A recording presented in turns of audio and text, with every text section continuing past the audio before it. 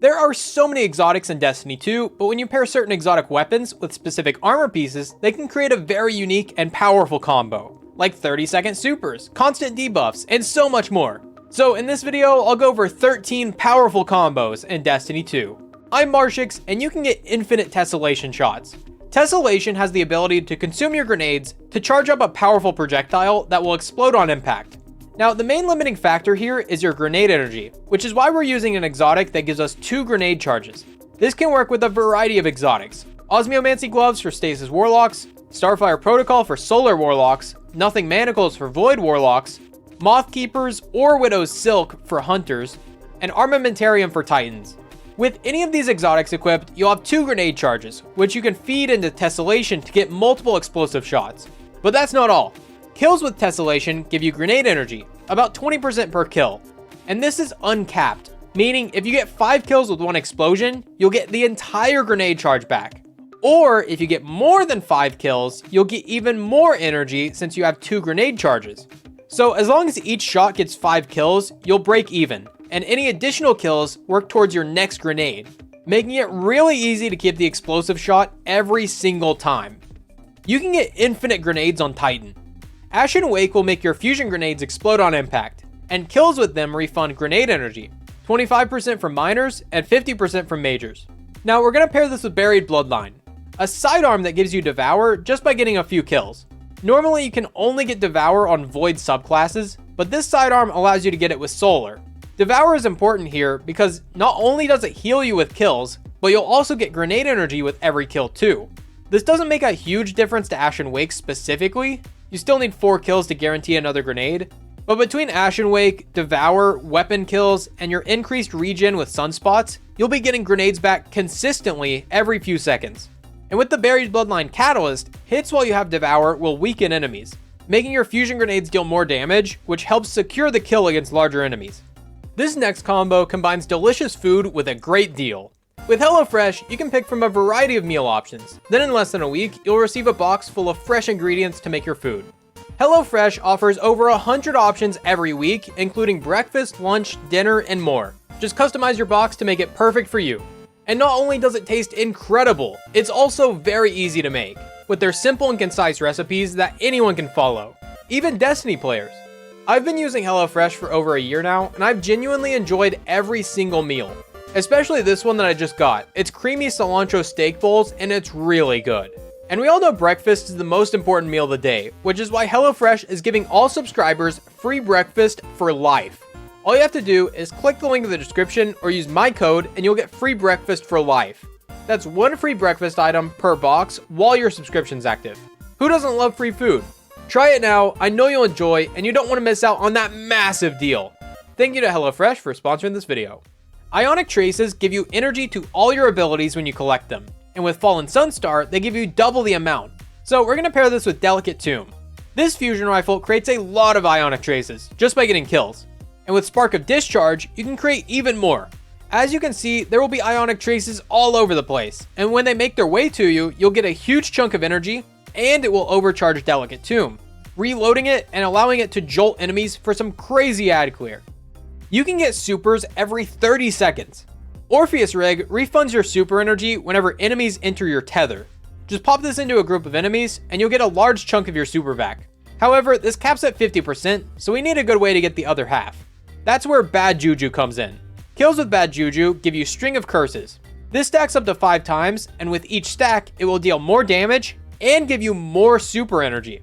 Kills also reload Bad Juju, so you can keep String of Curses times 5 very easily in most activities. Just pop your super into a large group of enemies to get half your tether back, then kill the enemies inside the tether with Bad Juju to get the rest of your super back in only about 30 seconds or less. And this same concept works for a bunch of exotics, like Shards of Galanor, Celestial Nighthawk, Phoenix Protocol, Skull of Dire Ahamkara, Stormdancer's Brace, Ursa Furiosa, and probably more that I'm forgetting. This glaive can create many Ward of Dawns, but did you know it actually works with Helm of Saint 14? This helmet blinds enemies who enter your bubble and gives you a Void Overshield that will persist outside the bubble. This exotic was obviously designed around the actual Ward of Dawn super, but as you can see, it also works with the Edge of Action to deploy some Jello that protects you, gives you a small damage buff, and now gives you a void overshield, and if something runs at you, they'll forget what they're doing and then not exist. Also, this works with any subclass, and if you position yourself just right, your Burning Maul can actually go through the bubble while you stay nice and warm inside your jello. Outbreak Perfected creates nanites that seek out enemies with every precision kill, and there's a way to make them deal even more damage. With Chromatic Fire, precision kills with Outbreak will create an elemental explosion on top of the nanites. This explosion doesn't do a whole lot of damage, but it does apply a debuff matching your subclass. So on a Void subclass, anything hit by the explosion will become weakened, making them take more damage from all sources, including the nanites from Outbreak. So just get precision kills to debuff enemies and spawn nanites, and then let the nanites do most of the work. But it's not like Power World, your nanites don't do all of the work, but they do get depressed. Dragon's Breath is a new old exotic that runs on fuel. Fuel regenerates over time, and the more fuel you have, the more damage it deals. Igniting enemies also refuels it, so that's why we're pairing this with Caliban's Hand. Your proximity knife ignites targets on final blow. So with this and Knock 'em down to have unlimited throwing knives, you can create ignitions with every kill. Meaning you can shoot Dragon's Breath into a large target, kill the surrounding enemies with a melee or two, which will create ignitions that refuel Dragon's Breath, allowing you to shoot it much faster than waiting for it to refill itself. This combo allows you to blind everything in the game. Centrifuge is a mid-tier auto rifle that runs on electrostatic charge. You can slowly overcharge it by sprinting, sliding, or shooting it. While overcharged, final blows create arc explosions that blind enemies. This is very strong, but the problem here is that whenever you have to reload, you lose the charge. However, there's a way around that. This weapon slowly reloads over time while you're sprinting, but that's not good enough, so we're going to use Actium War Rig. This also reloads auto rifles over time, so now you can shoot 54 shots instead of the usual 38. Yes, I counted. That might not seem like a large difference, but this actually happens constantly in the background. And when you factor in the sprinting reload perk, you can pretty much just play the game like normal and never have to reload while staying in the overcharged state constantly. And let's not forget, every kill with this weapon will blind other enemies, leaving them completely vulnerable. Just like my bank account when I see ornaments like this. You can create massive poison explosions. Necrotic Grip will poison enemies with your melee. Then when they die, they spread that poison to nearby enemies. But if you pair this with weapons of sorrow like Thorn, kills with those weapons will also spread the poison. Now, I'm sure you already know about Thorn and Osteo doing this, but did you know there are 2 more weapons that this works with? First one is Necrochasm. This is an auto rifle that creates a Curse Thrall explosion when you get precision kills. This explosion also applies poison, meaning it triggers Necrotic Grip's poison spread too. The other weapon that does this is actually Touch of Malice. This scout rifle builds up stacks of Charged with Blight with every precision hit. At 10 stacks, you can shoot out one of those annoying Taken Blights.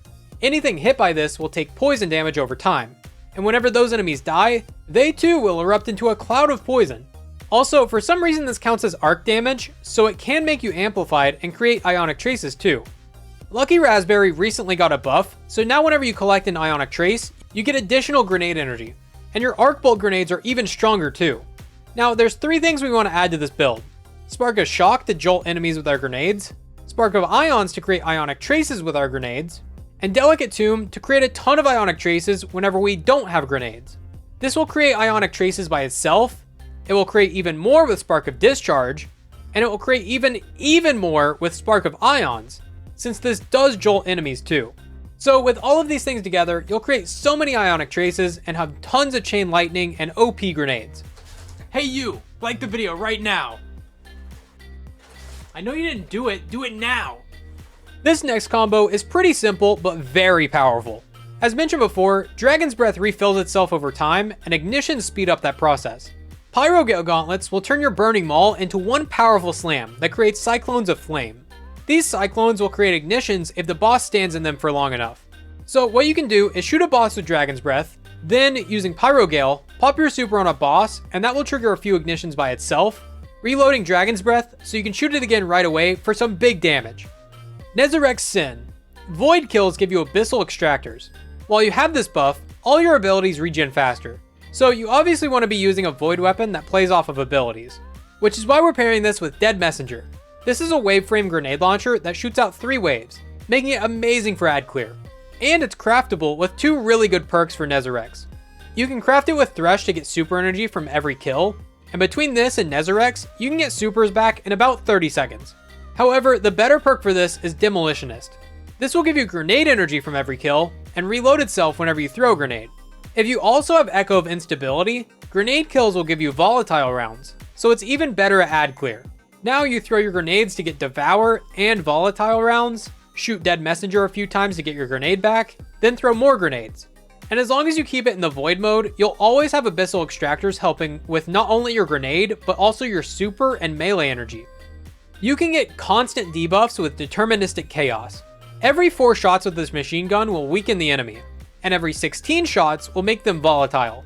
But what if every shot made them volatile? Well, if you pair this with Stylish Executioner, you can weaken an enemy with the 4th shot, and when they die, you turn invisible. Then, if you wear Gerfalcon's Hauberk, whenever you emerge from invisibility, you'll also gain volatile rounds.